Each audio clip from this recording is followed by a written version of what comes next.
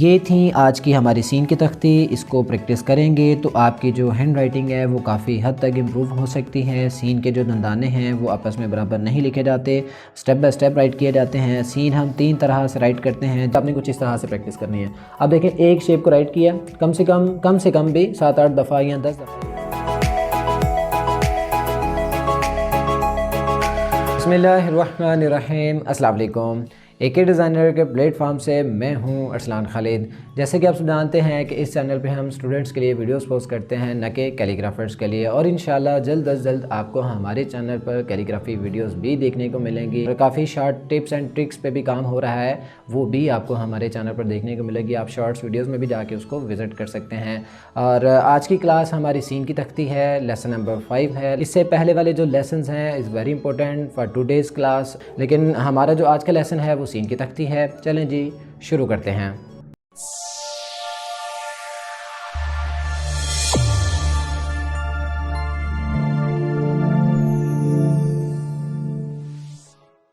Next ہے سین اور فے.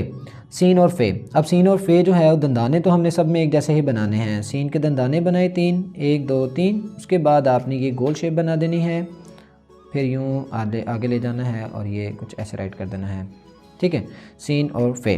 اب فے کا جو سرکل ہے وہ خالی بنے گا جب فے کسی لفظ حرف کے سینٹر میں آتا ہے یا آخر میں آئے, اس صورت میں یہ خالی بنے گا, اندر سے سرکل خالی ہوگا. لیکن جب یہ کسی حرف لفظ کے شروع میں آئے گا تو جب ہم فے کی تختی کریں گے تو آپ لوگ وہاں پہ اس کو دیکھ سکتے ہیں, لیکن اس کی جو شیپ ہے پھر وہ کچھ اس انداز سے فالو ہوگی. یہاں پہ فے اور کاف, ان دونوں کے جو سرے ہیں یہ چینج ہو جاتے ہیں جب کسی حرف اور لفظ کے بیچ میں آتے ہیں. جو کاف ہے وہ لاسٹ پہ مینٹین رہتا ہے اور شروع میں. فے جو ہے وہ لاسٹ پہ بھی چینج ہو جاتا ہے اور سینٹر میں بھی, باقی جگہ اپنی شکل برقرار رکھتا ہے. تو سین اور کاف, سین کے دندانے بنائے جائیں گے اسی طرح سے.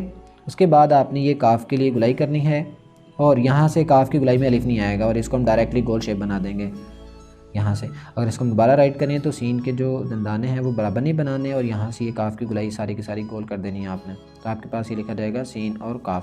تو یہ سین اور کاف, تو آپ نے یہ کاف کو گول بنانا ہے, گولو مولو بنانا ہے. ٹھیک ہے. اس کے بعد نیکسٹ شیپ ہماری رائٹ کی جائے گی سین اور کاف. سین اور کاف کشک لائن والا کاف ہوگا. سین کے دندانے بنائے جائیں گے, لائن کے ساتھ جوڑا جائے گا. اس کے بعد واپس آپ نے نیچے آنا ہے اور یہ بے کی شیپ بنا دینی ہے.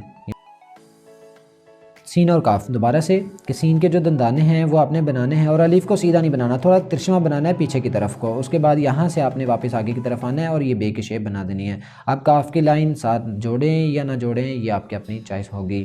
اس کے بعد ہم رائٹ کریں گے سین اور لام. سین اور لام, تو سین اور لام میں جو شیپ بنے گی وہ سین کے دندانے ہیں. اس کے بعد آپ نے الف بنانا ہے. الف کی ہائٹ ہم یہاں پر اوپر نہیں لے جائیں گے, کیونکہ باقی شیپ میں تو ہم اوپر رکھ رہے ہیں, کیونکہ لام ہے, لام کے لیے الف دوبارہ سے لکھا جائے گا اور یہاں سے گلائی کی جائے گی. اور لام کی جو گلائی ہے باقی حرفوں کی نسبت وہ چھوٹی لکھی جائے گی. ہم لام کی جو گلائی ہے وہ بڑی نہیں کر سکتے نا, وہ مسئلہ ہوگا. سین اور میم. سین اور میم, سین کے دندانے 1 2 3 نیچے آئیں گے. یہاں پہ میم کے لیے ہم لائن بنائیں گے اور یہ کرو بنائیں گے لائن تک, پھر چھوٹا سا الف بنا دیں گے. اگر آپ کو لگتا ہے کہ یہ شیپ بڑی بن رہی ہے تو آپ اس کو کلوز کر لیں. تو سین کے دندانے بنائیں, میم کی شیپ بنائیں, بینڈ بنائیں, اس کے بعد ایک چھوٹا سا الف لکھ دیں.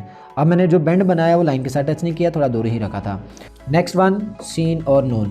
اب ہم لکھ رہے ہیں سین اور نون. اب میں سین کے دندانے بناؤں تو یہ 1 2 3. اگر میں یہ لکھوں تو یہ والا سین تو ٹھیک نہیں ہے بھائی. اکیلا سین ہم نے رائٹ کیا تھا سب سے اوپر, تو ہمارے پاس جو سین ہے وہ ہم نے اس طرح سے رائٹ کیا ہوا ہے, تو اس میں تو نقطہ نہیں آ سکتا نا, کیونکہ نقطہ لگانے کے لیے ہمیں پیچھے سے ایک پیوند بڑھانا پڑے گا, ایک سٹیپ بڑھانا پڑے گا. بھائی سین کے جو اپنے دندانے ہوتے ہیں وہ 3 پورے ہونے چاہیے. جیسے آپ کی یہ سین دکھ رہے ہیں نا, یہ آپ فنگرز کی بات کریں, یہ 1 2 3 اس طرح سے یہ شیپ نیچے کی طرف آئیں گی. سین کی شیپ بنانے کے لیے آپ نے برابر نہیں آنا, اس طرح سے نیچے کی طرف آنا ہے. ٹھیک ہے, جیسے یہ نیچے آ رہے ہیں نا, کچھ ایسے آپ لوگوں نے نیچے آنا ہے. ٹھیک ہے, تو اس طرح سے جب نیچے کی طرف آئیں گے تو آپ کی شیپ بنے گی. تو سین کے 3 دندانے پورے ہونے چاہیے, 1 2 3 اور چوتھا نون کا یوں. تو آپ کے پاس یہ سین اور نون لکھا جائے گا. اس سے یہ تختیوں سے کیا فائدہ ہوتا ہے؟ ایکچوئل میں جو آپ کی سنگل حروف تہجی اور جو ڈبل حروف تہجی ہیں، جیسے کہ یہ تختیاں ہیں، یہ آپ کے پیراگراف میں کافی ہیلپ کرتی ہیں آپ کی ہینڈ رائٹنگ کو امپروو کرنے کے لیے، کیونکہ یہی تو آپ کے لفظ بنا رہے ہیں۔ یہاں پہ اگر آپ لوگ دیکھیں تو سین کاف، یہ سین سب تا، یہ سارے آپ کے جو لفظ ہیں یہ لفظ پیراگراف میں استعمال ہو رہے ہوتے ہیں، تو آپ لوگوں کی پریکٹس آپ لوگوں کی سپیڈ بڑھا دے گی۔ تو ٹوٹل 10 تختیاں ہیں، 11 تختیاں ہیں، کوئی زیادہ نہیں ہے، تو آپ لوگ ان کو لازمی پریکٹس کریں۔ If you want to improve your hand writing then practice, more practice and more practice, کر لیو پریکٹس بھائی۔ سین اور واو، سین اور واو کی جو شیپ ہے، دندانے بنائے جائیں گے، واو کی شیپ بھی برقرار رہتی ہے کاف کی طرح، اور یہ نوک بنا کے سلپ کر دیں گے۔ سین اور ہے، دندانے بنائے جائیں گے، مد جیسے ہم نے سین اور رے میں یوز کی ہے اس میں نوک بنا کے، اس میں بھی نوک بنا کے یوں بنا دیں گے۔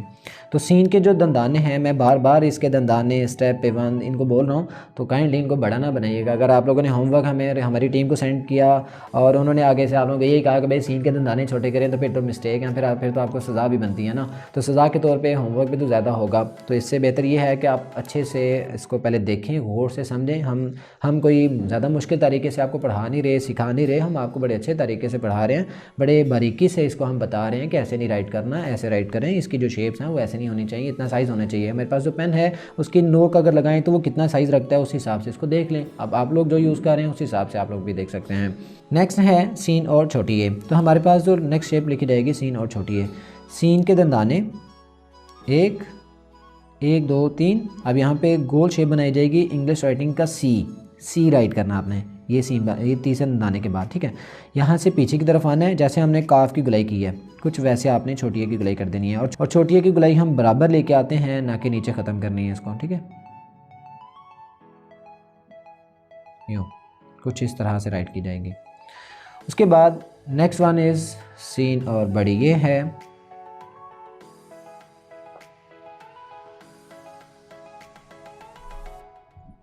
یوں اچھا، بڑی اے کی شیپ جو ہے وہ بڑی ایزی ہے، ایزی اس لیے ہے کہ سین کے دندانے بنائیں گے ہم، یوں کٹ کرا، یہ مد بنا کے نوک بنانی ہے، یہاں پہ پین کو روکنا ہے، اور یہ نوک بنا کے سیدھی شیپ بنا دینی ہے آپ نے۔ اکثر بچے کیا کرتے ہیں، اس کو نا ایسے گول کر دیتے ہیں، تو یہ جو گول شیپ ہے یہ نہیں بنائیں گے آپ لوگ، سین کے دندانے اس طرح نہیں بنائیں گے، یہ بھی غلط ہے، یہ بھی غلط ہے۔ ہم جو سین رائٹ کریں گے بڑی اے کے ساتھ، اس کے دندانے چھوٹے ہوں گے، مد بنائی، نوک بنائیں گے اور یہاں سے سیدھی لائن لگا دیں گے، تو یہ بڑی آسان شیپ ہے، اس سے آپ کی سپیڈ بھی بڑھتی ہے، اور آپ اس کو تھوڑا سا لمبا بھی رائٹ کر سکتے ہیں۔ اگر آپ لوگ چاہتے ہیں کہ میں تھوڑا زیادہ رائٹ کروں تو اس طرح سے ہی آپ لمبا بھی تھوڑا سا رائٹ کر سکتے ہیں۔ اس سے یہ ہوتا ہے کہ آپ تھوڑے تھوڑے لفظ بڑھاتے رہتے ہیں تو آپ کا سائز بڑھتا رہتا ہے، شیپ بڑھتی رہتی ہے، تو آپ کی جو پیپر ہے، جو آپ تھیوری لکھنا چاہ رہے ہوتے ہیں، پیپر میں آنسر لکھنا چاہ رہے ہوتے ہیں، وہ 1 لائن سے 2، 2 سے 3، 3 سے 4، اس طرح سے بڑھ بھی سکتے ہیں۔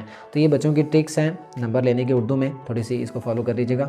نیکسٹ ہے سین اور ہے کی بانی، تو سین اور ہے کی بانی کی جو شیپ ہے، سین کے دندانے، اب ہے کی بانی حروف تہجی کی کلاس میں بتائے ہوئی ہیں، تو آپ اس کو لازمی وہاں پہ دیکھ لیجیے گا۔ دال بنا کے آگے ریٹرن میں سواد کی شیپ کو آپ نے اس کے ساتھ اٹیچ کر دینا ہے۔